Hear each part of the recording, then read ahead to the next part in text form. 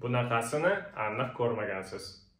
Bu videoni ko'p kishi ko'rgan, lekin bu videoda aynan nima bo'lganini kam kishi biladi. Tanishing, bu Katilin Metro nafaqadagi ayol. Bu videoda uning sayri, og'ir jarohati va 450 ming AQSh dollarini kompensatsiya uchun olgan tarixini ko'rib chiqamiz. 2019-yilda 74 yoshli Katilin Metro Feniksdagi Pyesa tog'i yaqinida sayr qilish chog'ida yiqilib, burnini sindirib olgan. Shu tufayli qutqaruvchilarni chaqirgan. Ular kelib tez yordam ko'rsatishgan va operatsiyaga olib ketish uchun vertolyotda ko'tarib uni havoda olib chiqishga qutqaruvchilar harakat qilishgan. Biroq savat xavfli tezlikda aylana boshladi va video internetga tarqaldi. Keyinchalik u sudga da'vo arizasi bilan murojaat qilib, uni bunday ko'tarishga rozi bo'lmaganini va kompensatsiyani talab qilganini aytgan. Shtat sudi kampirga 450 ming dollar tovon puli bergan. Bu voqea Qo'shma Shtatlarda eng ko'p muhokama qilingan qutqaruvlardan biriga aylangan.